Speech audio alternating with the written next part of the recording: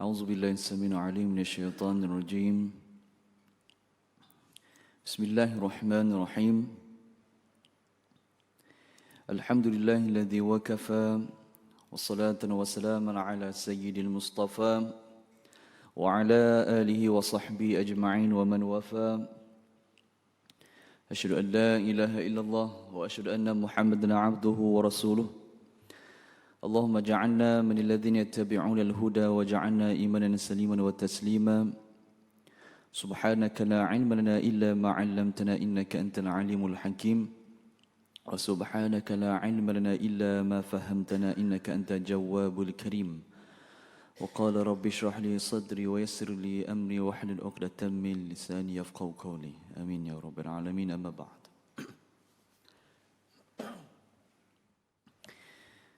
Muslimin dan muslimat yang dirahmati Allah Subhanahu wa taala. Sama-sama kita buka majlis kita pada pagi ini dengan umul kitab Al-Fatihah. A'udzubillahi minasyaitonirrajim. Bismillahirrahmanirrahim. Alhamdulillahirabbil alamin, arrahmanirrahim, maliki yaumiddin. Iyyaka na'budu wa iyyaka nasta'in. Ihdinas siratal mustaqim. صراط الذين أنعمت عليهم غير المغضوب عليهم ولا الضالين آمين. Para tamu Allah yang dikasihi, seterusnya para ahli jawatankuasa, saya mulakan dengan lafaz yang mulia. Assalamualaikum warahmatullahi taala wabarakatuh. InsyaAllah sebagaimana yang telah diwawarkan pada pagi ini, saya akan kongsikan sebuah kitab yang saya kira sudah agak lama yang tidak saya kongsikan, iaitu kitab daripada kitab Suwar min Hayatit Tabi'in. Kalau Ustaz Al-Fadhil, Ustaz Ashraf Osman berkongsikan cerita tentang pengkisahan para sahabat, saya bertugas untuk berkongsi tentang kisah para tabi'in. Adapun begitu, sebelum saya pergi lebih jauh, adalah lebih baik saya kongsikan sebuah potong ayat Allah Subhanahu wa taala. Allah Taala berfirman daripada surah Al-Ahzab ayat 21 sehinggalah pada ayat 24. Allah Taala berfirman, أعوذ بالله من الشيطان الرجيم لقد كان لكم في رسول الله أسوة حسنة لمن كان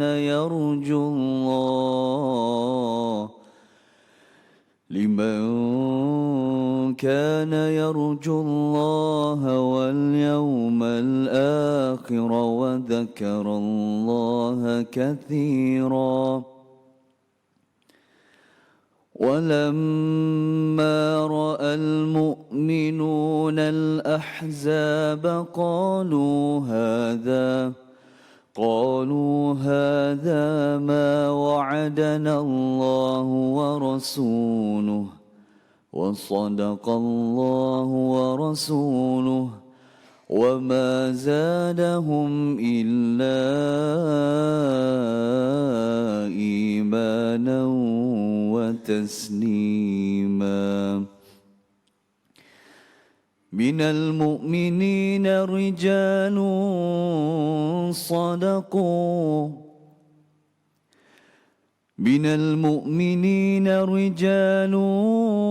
صدقوا ما عاهدوا الله عليه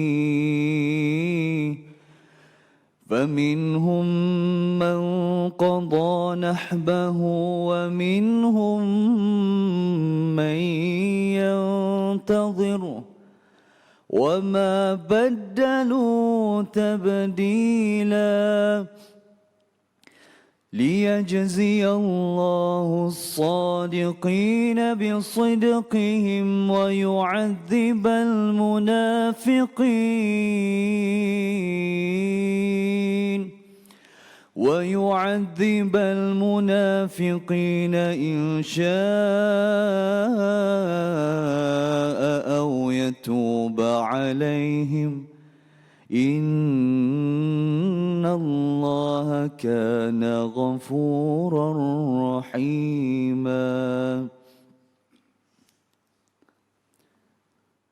Demi sesungguhnya adalah bagi kamu pada diri Rasulullah sallallahu alaihi wasallam itu ada contoh tauladan yang baik, yaitu bagi orang-orang yang senantiasa mengharapkan keridaan Allah dan balasan baik di hari akhirat nanti. Serta ia pula menyebut dan mengingati Allah dengan sebanyak-banyaknya dalam masa sunang maupun susah, dan pada masa orang-orang yang beriman melihat tentera Al-Ahzab, berkatalah mereka, inilah yang telah dijanjikan Allah dan Rasul-Nya kepada kami, dan benarlah apa yang telah dijanjikan Allah dan Rasul-Nya. Dan angkatan tentera musuh yang mereka lihat itu tidak memberi sebarang kesan kepada mereka selain daripada menambahkan iman dan penyerahan diri mereka bulat-bulat kepada Allah. Dan di antara orang-orang yang beriman itu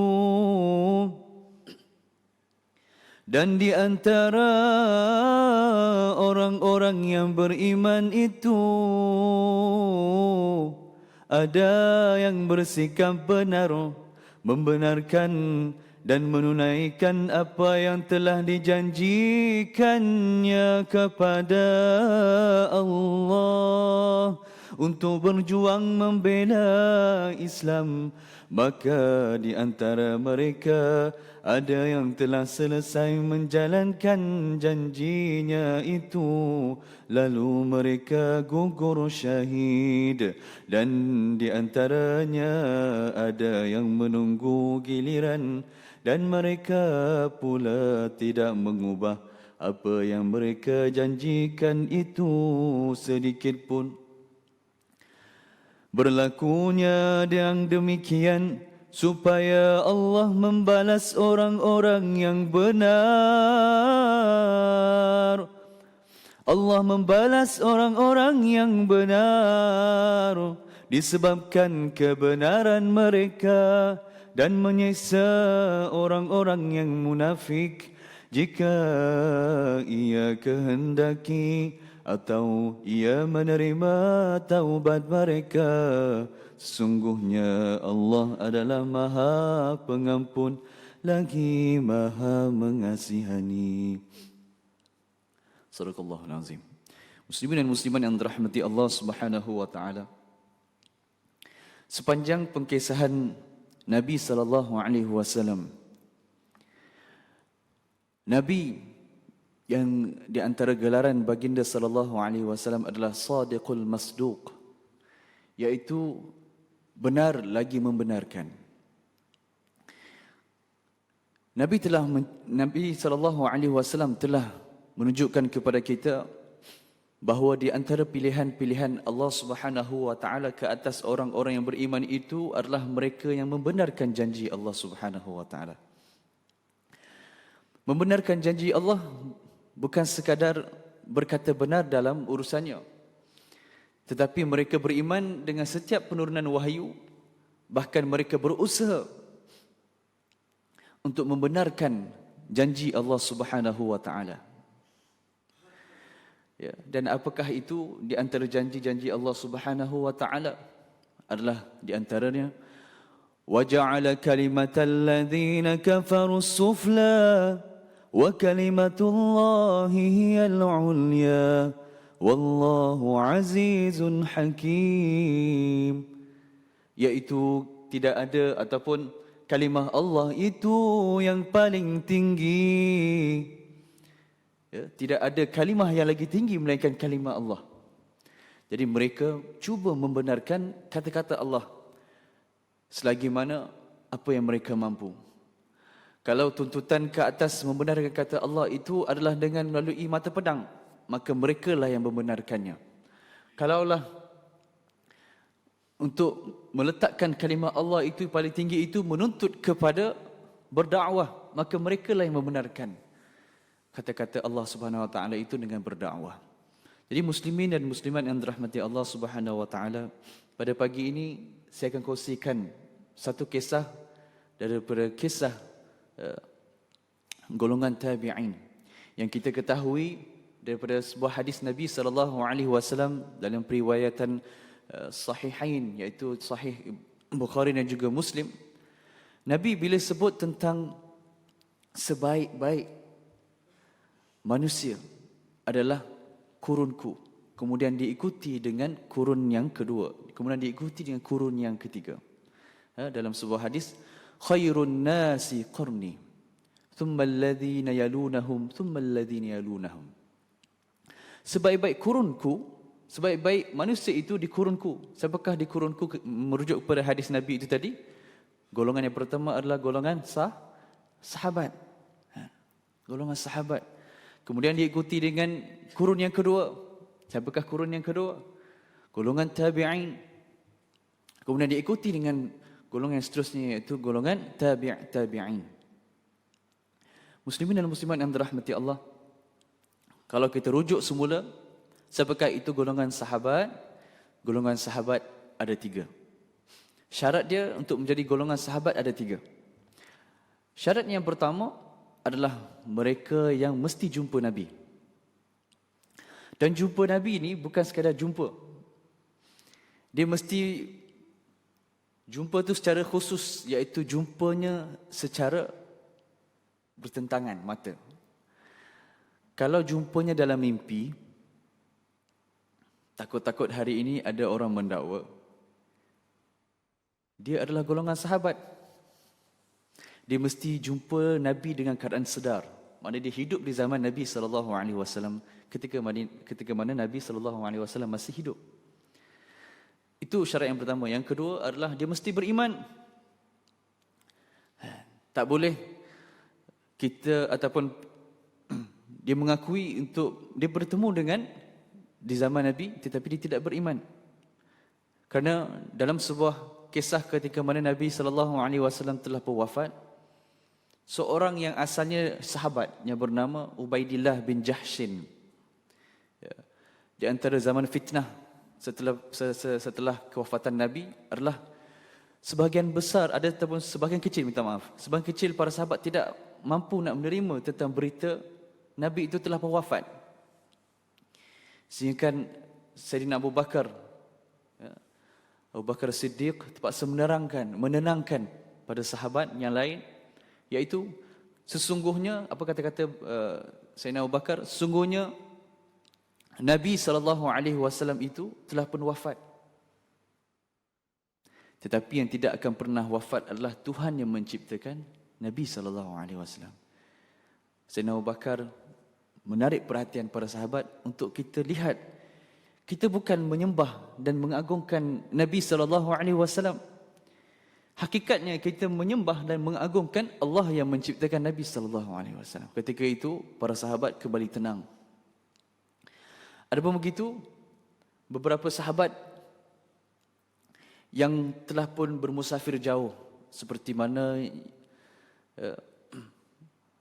sahabat yang bernama Ubaidillah bin Jahshin, ketika mana beliau pergi musafir ke bumi Ethiopia, kerana di sana lebih ramai golongan musyrikin Kristian. Akhirnya pergantungannya makin hari makin cair, makin hari makin luntur, mengakibatkan beliau sendiri keluar daripada agama Islam. Kalaulah begitu, maksudnya adakah beliau disebutkan sebagai golongan sahabat? Tidak, sebab salah satu syarat utama menjadi golongan sahabat, yang pertama tadi dia jumpa dengan Nabi secara sedar, dan yang kedua dia beriman kepada Nabi. Adapun yang ketiga, syarat yang ketiga untuk menjadi golongan sahabat adalah mereka yang turut bersama dengan Nabi SAW dalam peperangan, sama ada Ghazwah ataupun Syria. Sama ada golongan bersama dengan Nabi dalam siri-siri peperangan. Ya. Jadi ini adalah definisi yang ringkas yang boleh saya kongsikan tentang sahabat. Adapun begitu, lebih kurang sama juga definisi untuk golongan tabi'in, iaitu 100 kurun selepas itu. 1 kurun selepas sahabat. Iaitu siapakah golongan tabi'in? Adalah mereka yang tidak sempat berjumpa dengan Nabi, tetapi mereka sempat bertemu dengan para sahabat. Dan mereka beriman dengan, bukan beriman dengan sahabat, tapi mereka beriman dengan Nabi. Mereka beriman dengan apa yang Nabi dan juga Allah Ta'ala turunkan dan wahyukan. Okey. Itu golongan tabi'in. Kalau golongan tabi'in adalah mereka yang tidak sempat bertemu dengan Nabi, tidak sempat bertemu dengan sahabat, tetapi sempat bertemu dengan tabi'in. Okey. Jadi siapakah golongan tabi'in ni? Kalau golongan sahabat, banyak nama-nama yang kita ada kat dalam kepala. Siapa golongan sahabat? Yang pertamanya pastilah yang Khulafa' Ar-Rasyidun yang 4 tu. Sayyidina Abu Bakar, Sayyidina Umar, Sayyidina Osman, Sayyidina Ali. Banyak lagi. Abdullah bin Abbas, Zaid bin Harith. Semua itu adalah golongan sahabat. Golongan tabi'in ini siapa? Kalau tuan-tuan dan puan biasa dengar, golongan tabi'in seperti Hasan Al-Basri. Termasuklah Imam Mu'tabar kita, Imam Syafi'i, Imam Maliki, dan juga ramai lagi Imam Abu Hanifah. Kalau di sini, kalau dalam buku ni diceritakan 37 golongan tabi'in yang masyhur, yang terkenal. Kalau di sini diceritakan Abdul Rahman Al-Ghafiqi, Al-Ahnaf bin Qais, banyak lagi. Adapun begitu, seafdal golongan tabi'in. Ada pula golongan apa yang afdal? Ada. Siapakah seafdal golongan tabi'in? Adalah Uwais Al-Qarni. Pernah dengar Uwais? Uwais ni, dia hidup zaman bila? Dia hidup zaman Nabi SAW. Tetapi kenapa Uwais diletakkan dalam golongan tabi'in? Sebab dia tak sempat jumpa dengan Nabi secara sedar, secara bertentangan mata. Ingat tadi ada 3 syarat utama untuk menjadi golongan sahabat, adalah mereka yang berjumpa dengan Nabi secara sedar, bukan melalui mimpi. Kedua adalah mereka yang beriman, dan yang ketiga turut bersama dengan peperangan.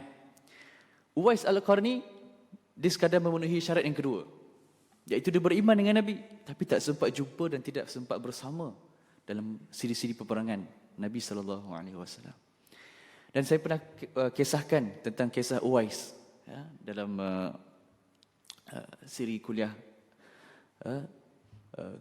berkaitan tentang gambaran-gambaran para tabi'in yang saya kongsikan. Kalau masih ingat lagi kisah Uwais ni, kenapa dia sangat masyhur? Adakah dia tidak mahu bertemu dengan Nabi ketika mana Nabi SAW masih hidup? Memang Uwais sangat-sangat mendambakan dan sangat-sangat bercita-cita untuk bertemu dengan Nabi. Tetapi apakah yang menghalangi Uwais Al-Qarni? Saya masih ingat. Masya Allah, barakallahu fiik.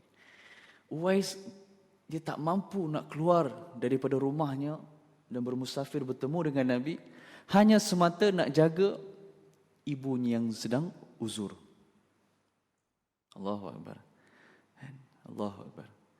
Dan kita pernah dengar Nabi pernah menyebutkan, sungguh pun dia tidak pernah terkenal di langit dunia Tapi Uwais ni terkenal di langit Allah Subhanahu Wa Taala.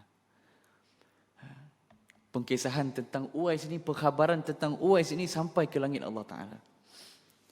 Betapa mulianya dan betapa mulianya Nabi sallallahu alaihi wasallam angkat Uwais. Tak dapat keluar bertemu dengan Nabi, berjumpa dengan Nabi walaupun sempat hidup di zaman Nabi. Hanya semata menjaga ibunya yang uzur. Allahu Akbar. Dan ada satu pengkhabaran, ya. Saya lupa akan matan hadis tersebut, tetapi Nabi SAW mengkhabarkan, kalau tak silap saya, nanti insya-Allah saya boleh perbaiki dan perbetulkan jika ini silap. Nabi menceritakan kisah Uwais ini kepada Saidina Umar. Kalau siapa yang lebih tahu boleh maklumkan kepada saya. Jadi Nabi SAW kisahkan Uwais ini kepada Saidina Umar.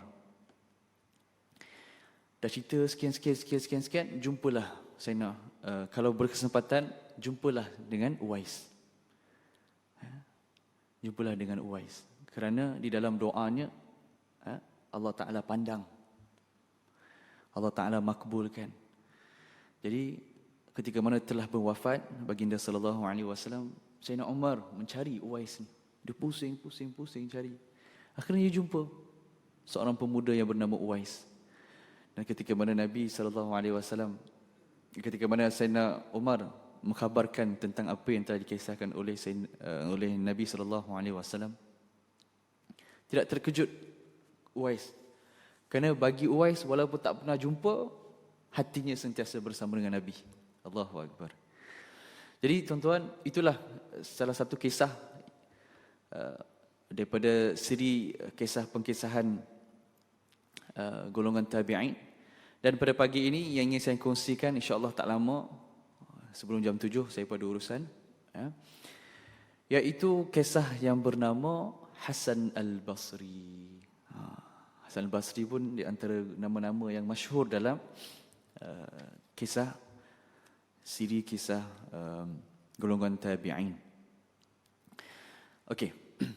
Dan untuk makluman, buku yang saya rujuk untuk panduan kita bersama daripada kitab Suwar min Hayatus Tabi'in, daripada karangan Dr. Abdul Rahman Rafa'at Al-Basha. Sama juga kitab ini dengan kitab yang digunakan oleh Al-Fadhil Ustaz Ashraf Osman.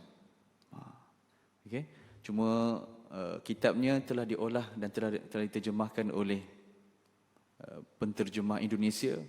Jadi tajuk pun dah lain sikit. Mereka adalah sahabat. Okey. Jadi bismillahirrahmanirrahim. Saya masuk kepada kisah Hasan Al-Basri. Siapakah Hasan Al-Basri? Tuan-tuan dan puan yang dirahmati Allah Subhanahu wa taala, Hasan Al-Basri sangat-sangat dekat dengan Nabi sallallahu alaihi wasallam. Sungguh pun ketika itu Nabi SAW telah pun wafat, tetapi Hasan Al-Basri sangat dekat dengan keluarga Ahlul Bait Nabi SAW. Siapakah Ahlul Bait Nabi? Di antaranya adalah isteri Nabi SAW. Macam manakah kisahnya? Hasan Al-Basri, sebelum beliau dilahirkan, ibunya merupakan hamba kepada Ummu Salamah. Siapakah Ummu Salamah? Ummu Salamah di antara isteri-isteri Nabi. Ummu Salamah ni, di antara keistimewaan Ummu Salamah, Ummu Salamah dikisahkan isteri Nabi yang paling banyak meriwayatkan hadis Nabi. Ketika mana Arab Jahiliyah, kenapa disebutkan sebagai Arab Jahiliyah? Sebab di antaranya lah mereka jahil terhadap adanya Allah. Dan yang kedua, mereka jahil dalam bab ilmu. Mereka ikut dan mereka saja. Tapi ada certain ataupun sebahagian daripada Arab Jahiliyah yang terkenal dengan bijak pandai mereka. Ya. Jadi Ummu Salamah ni, dia telah meriwayatkan sebanyak 371 hadis di antara periwayatan yang paling banyak di antara isteri-isteri Nabi. Ya. Dan memang daripada dulu lagi Ummu Salamah ini terkenal dengan kemahiran membaca, kemahiran berniaga. Dia ada kemahiran tersebut. Selain daripada Sayyidatina Khadijah, pastinya Ummul Mukminin kita, Ummul Ummahat kita, Sayyidatina Khadijah diikuti dengan Sayyidatina Aisyah. Di antara yang Nabi SAW sangat dekat dengan isterinya adalah Ummu Salamah. Jadi Ummu Salamah ini ada seorang hamba wanita yang bernama Khairah. Jadi Khairah ini adalah ibu kepada Hasan Al-Basri. Ibu kepada Hasan Al-Basri. Siapakah ayah Hasan Al-Basri? Ayah Hasan Al-Basri namanya Yasar. Yasar pula sangat dekat dengan sahabat Nabi sebab dia menjadi hamba kepada Zaid bin Thabit. Zaid bin Thabit ni siapa? Di antara penulis wahyu. Ditulis Al-Quran. Subhanallah. Jadi Hasan Al-Basri ketika mana beliau dilahirkan, mana kan tidak mendapat tempias keberkatan ilmu dengan Ummu Salamah yang merupakan tuan ataupun puan kepada ibunya yang bernama Khairah, yang seorang cerdik pandai. Banyak hadis yang diriwayatkan oleh Ummu Salamah. Kemudian ayahnya pula, iaitu Yasar, menjadi hamba kepada Zaid bin Thabit. Di antara golongan-golongan sahabat yang kibar. Jadi tuan-tuan dan puan-puan yang dirahmati Allah, ketika mana Hasan Al-Basri telah dilahirkan, asalnya nama Hasan. Sejak kecil lagi dia ditinggalkan di rumah Ummu Salamah sebab ibu dan ayahnya bertugas menjadi hamba, ada tanggungjawab yang tertentu, maka ditinggalkanlah ibu dan ayahnya di rumah Ummu Salamah. Jadi bila ditinggalkan ibunya di rumah Ummu Salamah, Ummu Salamah, nak katanya betapa dekatnya Ummu Salamah dengan Hasan Al-Basri, Ummu Salamah ni menjadi ibu kepada Hasan Al-Basri. Ada dua sebab. Yang pertama, sebab Ummu Salamah, semua isteri-isteri Nabi disebutkan sebagai Ummul Mukminin, ibu kepada para muslimat dan juga para muslimin. Yang kedua, dia menjadi ibu susuan. Jadi istimewanya Hasan Al-Basri, Ummu Salamah menjadi ibu susuan kepada Hasan Al-Basri. Masya Allah. Dan apabila Ummu Salamah membesarkan Hasan Al-Basri, Ummu Salamah menerapkan nilai-nilai keilmuan di dalamnya. Sentiasa dibacakan ayat Al-Quran, sentiasa dibacakan hadis. Kemudian Ummu Salamah apabila Nabi SAW telah berwafat, isteri-isteri Nabi lah yang menjadi tempat merujuk para sahabat. Jadi sahabat-sahabat yang besar-besar ni, sahabat yang ketika itu, yang masih hidup lagi ketika itu, seperti Abdullah bin Abbas. Selain itu, Abu Musa Al-Ash'ari, Abdullah bin Umar, Anas bin Malik, Jabir bin Abdullah, Utsman bin Affan, Ali bin Abi Talib. Ini di antara sahabat-sahabat yang masih hidup ketika itu. Hasan Basri masih kecil lagi. Jadi mereka ini golongan-golongan yang sahabat yang masih hidup selalu berjumpa dengan isteri-isteri Nabi untuk mendengar dan mendapatkan rujukan.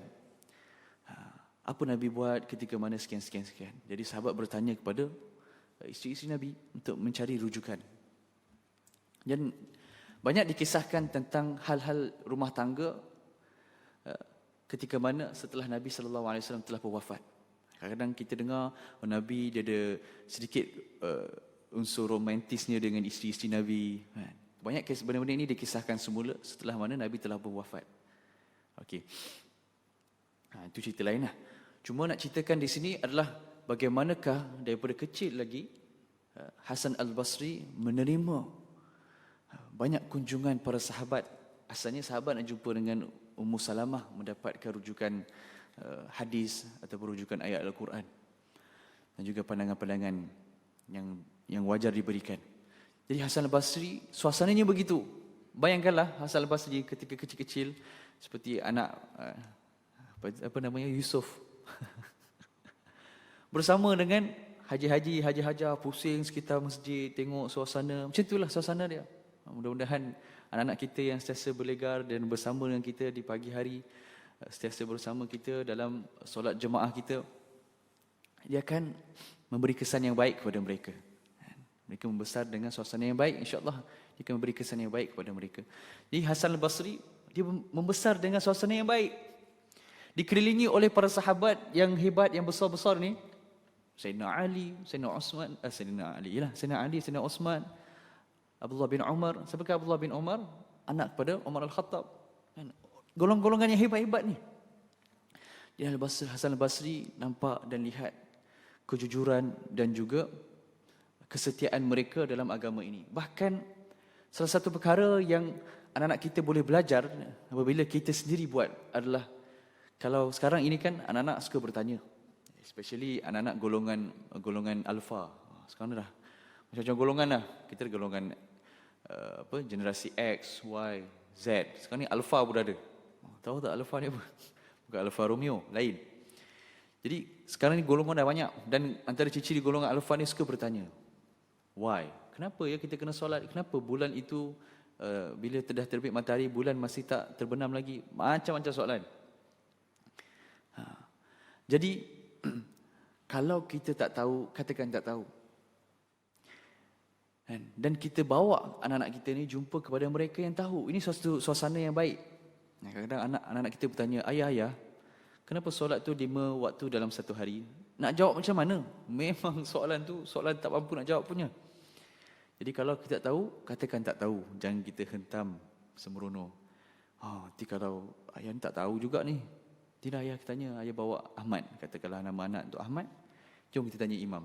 Kadang-kadang imam pun tak tahu, imam pun tanya lagi orang yang tahu. Jadi Hasan Al-Basri, dia melihat suasana tersebut. Yang bertanya kepada Ummu Salamah bukan calang-calang orang. Mereka adalah sahabat-sahabat yang besar. Sayyidina Ali, siapakah Sayyidina Ali? Nabi mengkhususkan pada Sayyidina Ali itu ada ilmu, ada miftahul ilm, ada kunci kepada ilmu. Subhanallah, ada khazanah ilmu yang disebutkan. Sayyidina Ali ini dia pun dah cukup cerdik, dah cukup bijaksana, masih lagi merujuk Ummu Salamah. Hasan Al-Basri tengok suasana tersebut. Wah, Sayyidina Ali datang pun, dia datang jumpa dengan ibu susuanku, Ummu Salamah. Subhanallah. Jadi betullah kata para ulama, kunci kepada ilmu itu adalah dengan bertanya. Hasan Al-Basri daripada kecil lagi dia dah dapat dah tools.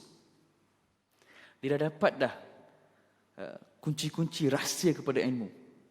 Kerana itu pada ketika mana Hasan Al-Basri telah pun meningkat dewasa, ni saya lompat sedikit. Apa yang telah disebutkan oleh Maslamah bin Abdul Malik, di antara golongan tabi'in juga, dia kata, tidak mungkin manusia itu boleh sesat jika ada seorang seperti Hasan Al-Basri bersama mereka. Ini di antara kata-kata golongan tabi'in. Maslamah bin Abdul Malik menyebutkan kalau adanya Hasan Al-Basri di situ, maka sungguhnya golongan yang bersama dengannya tidak akan sesat. Sebab apa? Sebab ilmu yang ada, nilai ilmu yang ada dalam diri Hasan Al-Basri. Mana tidaknya sebab Hasan Al-Basri hidup bersama dengan suasana begitu. Allahu Akbar. Ya.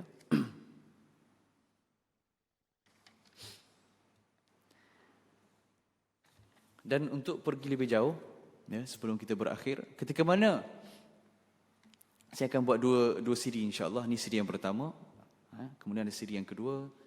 Tak silap saya minggu hadapan ada satu lagi kuliah saya. Hari ini saya menggantikan penceramah sebenarnya. Okey. Jadi ketika mana Hasan Al-Basri meningkat dewasa, ketika mana umurnya berumur 14 tahun. Ya. Bila dah meningkat umur 14 tahun, jadi Hasan Al-Basri, Hasan, nama asalnya Al-Hasan bin Yasar, mengikut ayahnya ke Basrah, ke negara Basrah, ke negeri Basrah.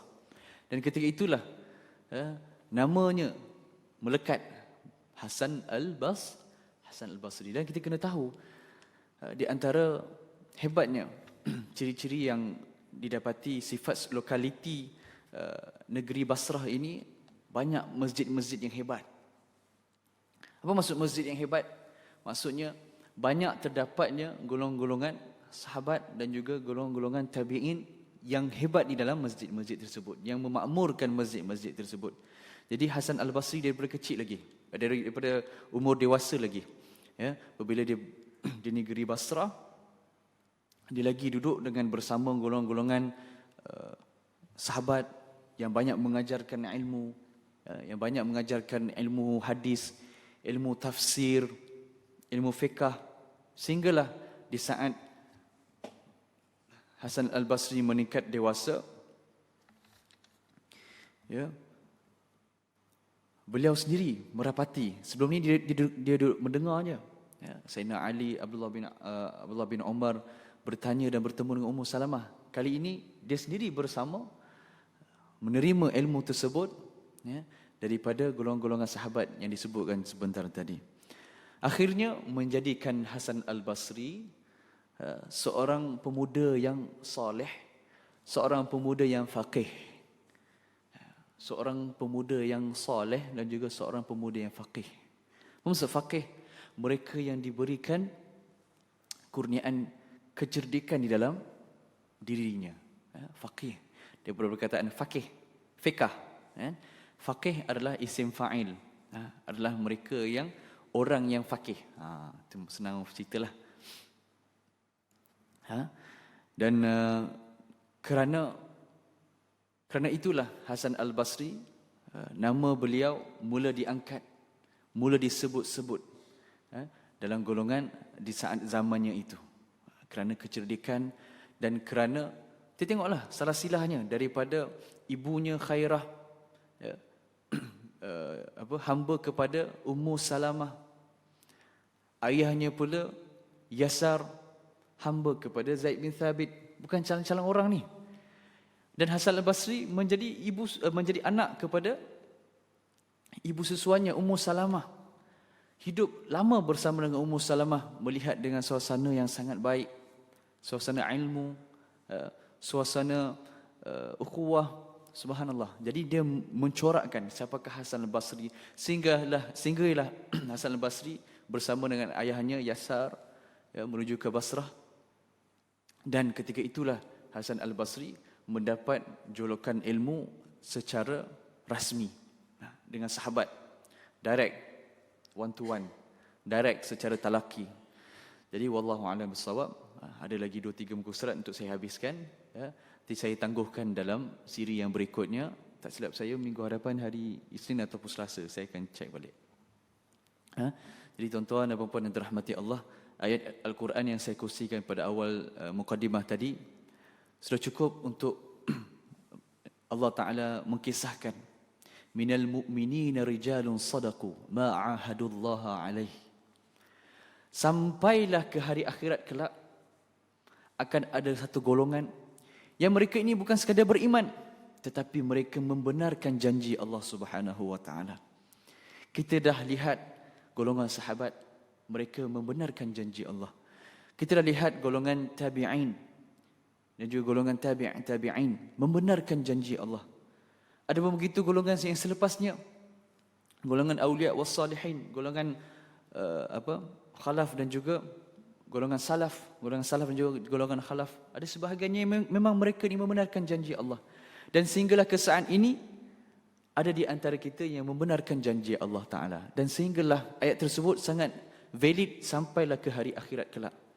Maka golongan yang disebutkan sebagai golongan yang membenarkan janji Allah Subhanahu wa Ta'ala itu Sehinggalah Allah Ta'ala kata, liyajziyallahu as-sadiqina bisidqihim, iaitu mereka ini akan mendapat ganjaran ke atas, khususnya bagi mereka yang membenarkan janji Allah. Allahu Akbar. Jadi tuan-tuan dan puan-puan yang dirahmati Allah, kita dengar kisah Nabi, kita dengar kisah sahabat, kita dengar kisah tabi'in, kita dengar semua kisah-kisah yang baik-baik ini untuk kita teladani. Dan untuk kita bersama-sama membenarkan janji Allah Subhanahu wa taala. Jadi ada golongan yang disebut sebagai golongan mukmin, tetapi Allah Taala letakkan dan khususkan ada satu golongan yang jauh lebih tinggi daripada golongan mukmin, iaitu golongan yang membenarkan janji Allah Subhanahu wa taala. Mudah-mudahan kita semua ditempatkan dan menjadi golongan seperti itu. Kalaupun tidak dengan bersusah payah seperti mana mereka yang terdahulu membenarkan janji Allah, paling-paling kurang kita membenarkan syahadah kita ini di hadapan Allah Subhanahu wa taala dengan menjadi hamba yang benar-benar setia dan benar-benar jujur dan ikhlas kepada Allah Subhanahu wa taala. Amin ya rabbal alamin. Jadi cukup sekadar itu. Jadi insya-Allah pada yang seterusnya kita akan sambung. Kita akan tutup dulu dengan doa auzubillahi minasyaitonirrajim. Bismillahirrahmanirrahim. Allahumma ja'al jama'ana hadha jam'an marhuma wa tafarruqna min ba'di tafarruqan ma'suma wa la taj'alillahu syaqiyya wa la matruma bi rahmatika ya arhamar rahimin. Ya Allah, ya Tuhan kami, Kau persaksikanlah syahadah kami ya Allah. Kau persaksikanlah kalimah syahadah kami yang kami imani ya Allah. Jadikanlah seluruh kehidupan kami itu sebagai ukuran syahadah kami ya Allah. Mudah-mudahan dengan solat kami, puasa kami, zakat kami, haji kami dan seluruh amalan-amalan saleh yang kami lakukan itu menjadi saksi di hari akhirat nanti ya Allah. Ya Allah, jadikanlah kisah Nabi, jadikanlah kisah Nabi sallallahu alaihi wasallam, jadikanlah kisah sahabat radhiyallahu ajma'in dan juga mereka yang selepas itu menjadi ikutan dan juga contoh tauladan kami untuk kami ikuti ya Allah. Rabbana atina fid dunya hasanah fil akhirati hasanah wa qina azabannar. Walhamdulillahi rabbil alamin. Subhanakallahumma bihamdika asyhadu an la ilaha illa anta astaghfiruka wa atubu ilaik. Wa la ansina fi khusrin ila zina wa nasr. Assalamualaikum warahmatullahi taala wabarakatuh.